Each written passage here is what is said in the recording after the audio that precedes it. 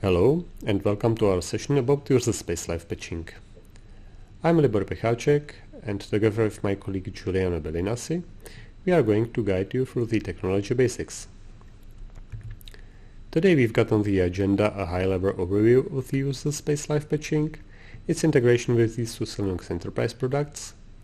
In the second part, Giuliano will talk about the inner workings of Userspace Live Patching, and at the end we've got an eye candy for you. Before we dive into the session content, let me tell a few words about myself. I'm a technical project manager in the SUSE Labs group, responsible for kernel live patching, and now also for the Userspace Live Patching. Giuliano is our lead Userspace Live Patching developer, and he will introduce himself at the start of his part. Now we are ready to talk about what is Userspace Live Patching. Userspace Live Patching is a transfer of the successful kernel live patching technology into the user space, with the aim of fixing libraries loaded into running applications without having to restart the applications. Inspired by the kernel approach, we are replacing whole functions in the code. Here we've got only a brief illustration of how that works. Giuliano will explain the very basics and details of this process in his part. We are calling this functional replacement process a live patching.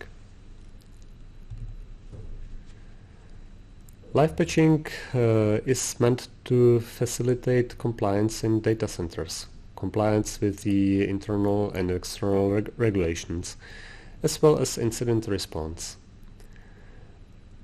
The intended use for live patching, but not limited only to the mentioned cases, are in-memory databases, long-running simulations and calculations, or any mission-critical infrastructure where unplanned service restart is not an option.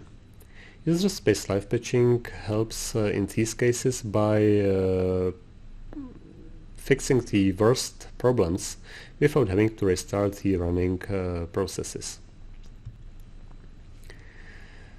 Similar to kernel live patching, also Userspace Live Patching very tightly integrates with the SUSE Linux Enterprise standard update stack.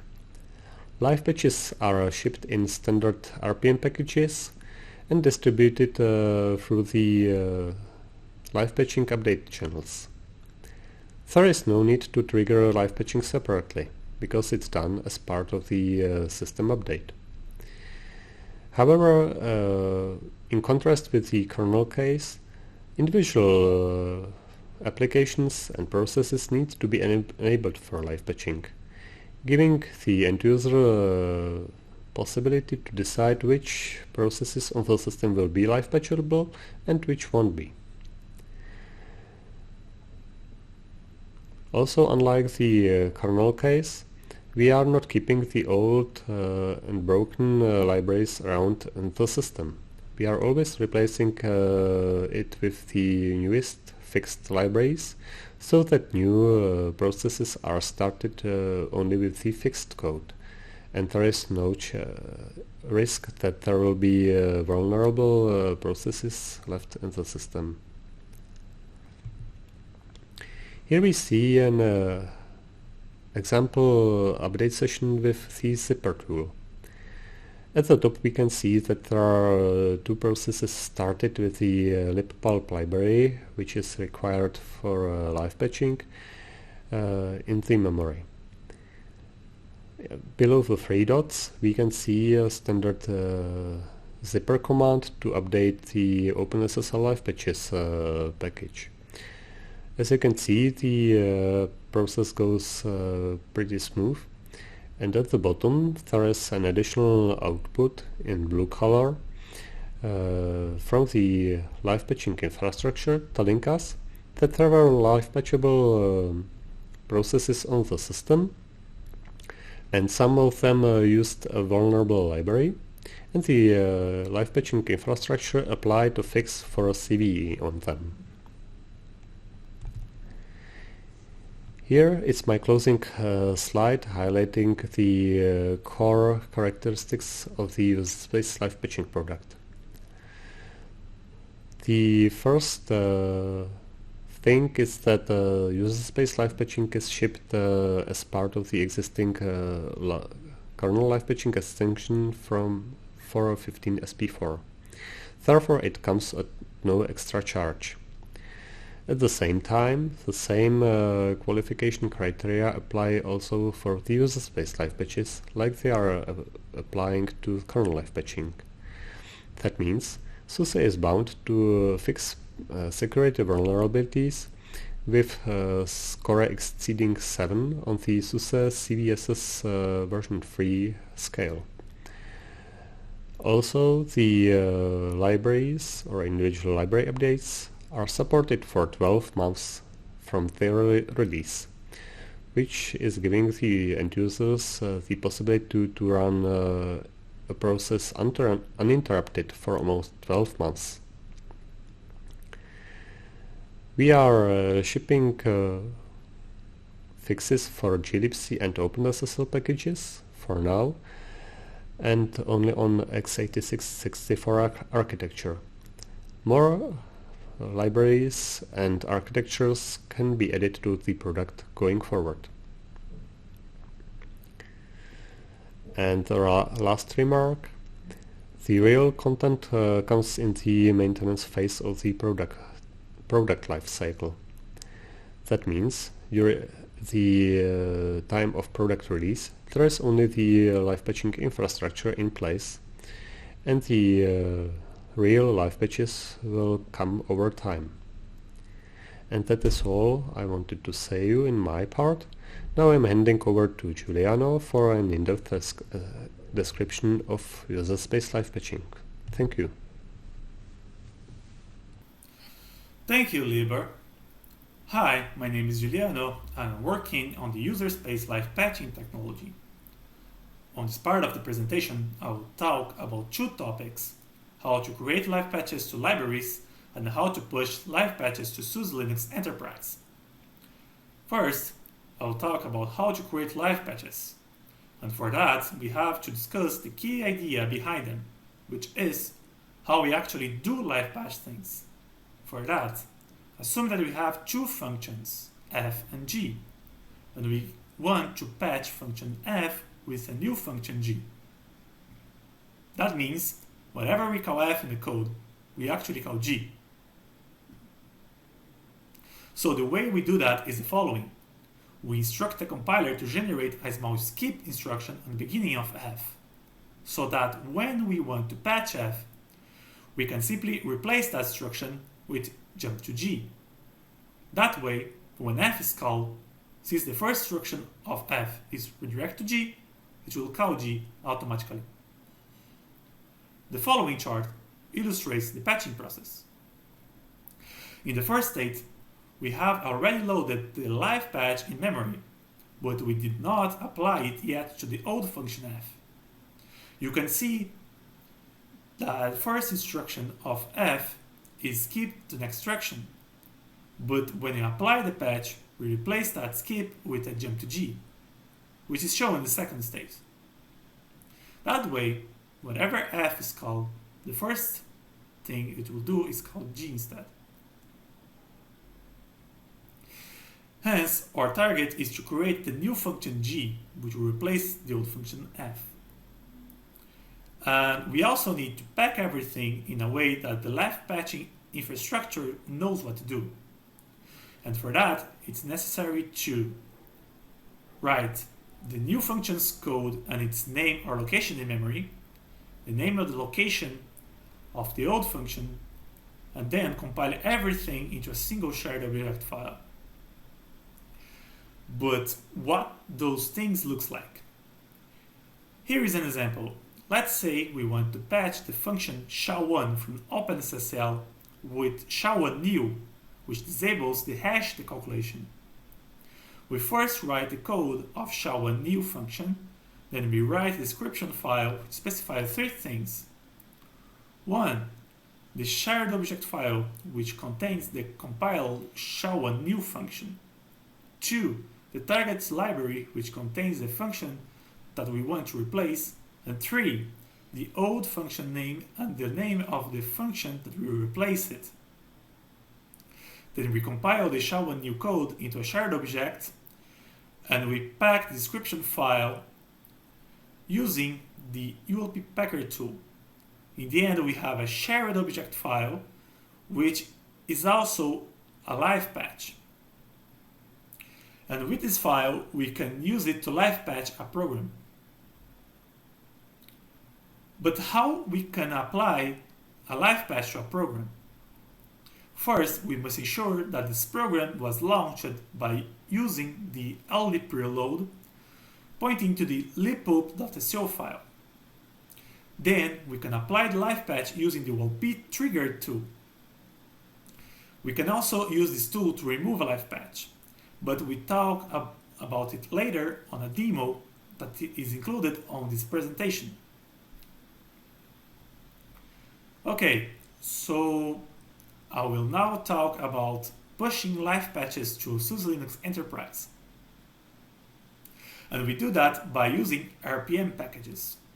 We set up the spec file so that it builds the patch on the build rule, install the patch in the install rule, and we apply the patch using the post rule.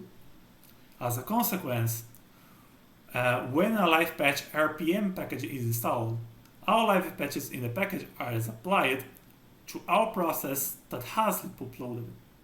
Here is an example of spec file. Here we highlight the build, install, and post time scripts. On build time, we create the live patch shared object file, and on install time, we move it to a more suitable directory. Then we use the trigger command on post time to apply the live patch, so that when the user install the live patch using Zyper, it will, on the end of the process, all programs that has libpoop loaded has the live patch applied. And rudimentary, this is what a live patch RPM package should look. The problem is that packaging a live patch is not always that simple. There are problems that can increase the live patch encoding and building complexity. As for example, have to support a very old version of a library which requires a very different patch to solve a bug. And thus, we need to write specialized code for that. But perhaps the most important one is having to carry all other target libraries versions and build the live patch against that all. And then try to apply all those patches to all processes running in the system. But libpoop has safety features which ensures that only the correct patch is applied to the process. Here is an example to what I'm talking about.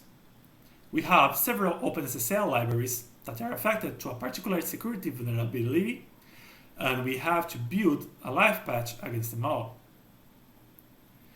In the end, we have one live patch to each one of those libraries. But fortunately, we can use the same live patch source code to each one of these live patches, but we only link against a particular OpenSSL version. So enough talking, let's live patch something.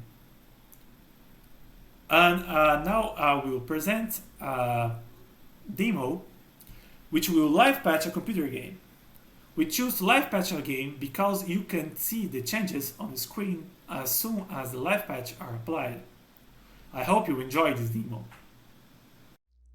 Hello and welcome to the Userspace Live Patching demo. In this demo, I will show the live patching mechanism working on a game, in which we will apply live patches to fix minor bugs or even cheat. The purpose is to have fun while demoing the product. So here, on the top right corner, it shows the amount of credits we have. If you want to train a minigunner, we have to spend 100 credits and it will be spawned. However, you may notice that we do not have enough credits to train another minigunner. So we could play the game and harvest some resources for that, or either apply a live patch to the game. The live patch in question is very simple. We will live patch the getter method, which returns the amount of credits a house has.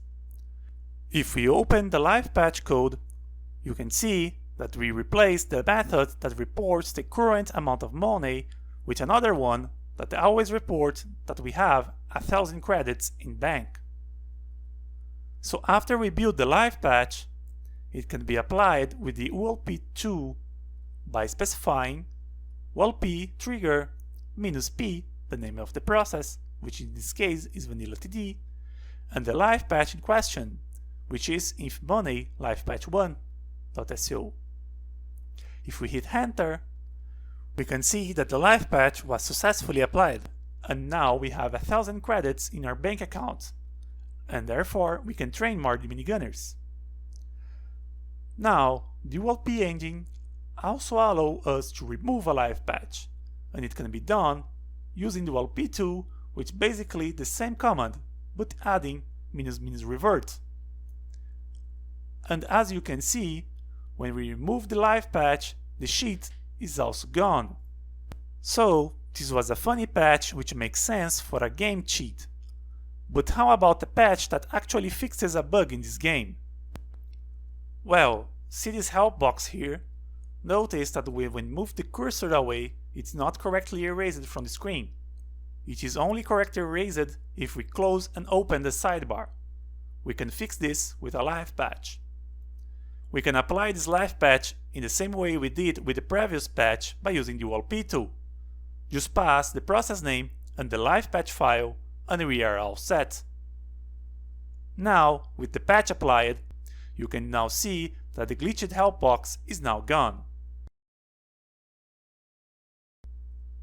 And this is the end of the Userspace Live Patching demo. Thank you for your attention and bye bye. And this is the end of our presentation. I hope you like it and you will find this product to be relevant. Thank you. And now we are open to questions.